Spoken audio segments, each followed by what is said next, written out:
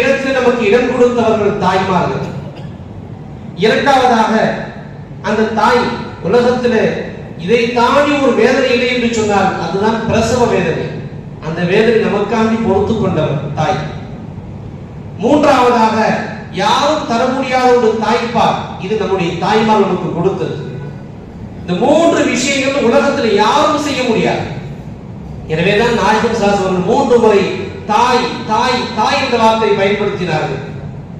உலகத்தில் நீங்க பார்த்தீங்கன்னு சொன்னா நம்முடைய வளர்ச்சியை பார்த்து பொறாமைப்படாத ஒரு ஜீவன் யாருன்னா அத்தா அம்மா தான். என்னுடைய மகன் பெரிய இடத்துல இருக்கிறான், ரொம்ப சந்தோஷப்படுவாங்க. கூட பிறந்த அண்ணன் தம்பியை நம்ப கூடாது. கூட பிறந்த அண்ணன் தம்பியில பொறாமைப்படுறத ஃபர்ஸ்ட் அவங்க தான். நான் சொல்லல, குர்ஆன் சொல்லுது. யூசுப் அலைஹிஸ்ஸலாத்து வஸலாம் கொல்றதுக்காண்டி முயற்சி செஞ்சது யாரு? அவருடைய சகோதரர்கள் தானே. ஆனால் ஒரு மனிதனுடைய வளர்ச்சியை கண்டு பொறாமைப்படாத ஒரு ஜீவன் என்று சொன்னால் நம்முடைய தாயும் தந்தையும் தான். அந்த தாய் தந்தையுடைய உறவை நாம் பேண வேண்டும். எந்த காலத்திலும் தாய் தந்தையுடைய உறவை நாம் விட்டுவிடக் கூடாது.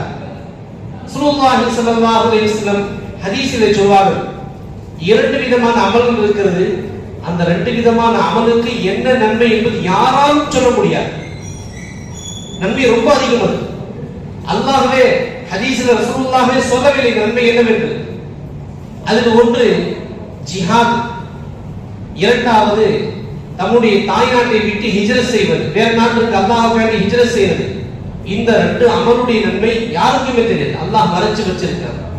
ஆனால் இந்த ஜிஹாதை விட சிறந்த ஒரு அமல் இருக்கிறது என்று சொன்னால் அது பெற்றோரை பேணுவதுதான். நம்முடைய பெற்றோரை நாம் பேணுவதுதான். அதனால நபிகள் நாயகம் ஸல்லல்லாஹு அலைஹி வஸல்லம் ஒரு சஹாபி வந்து கேட்ட சமயத்துல நாயகமே ஜிஹாதுக்கு போகணும்னு சொல்லும்போது உன்னுடைய தாய் தந்தை இருக்கிறாங்களா? இருக்கிறாங்க. அப்ப அங்கே போ, நீ அவர்களுக்கு பணிவிடை செய், அதுவே பெரிய ஜிஹாதுன்னு சொன்னாங்க.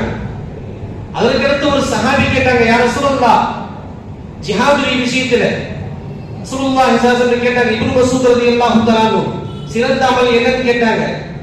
அதற்கு ரசூலுல்லாஹ் சொன்னாங்க, அஸ்ஸலாத்து அலா வக்திஹா, தொழுகை அதற்குரிய நேரத்தில் தொழுகிறது.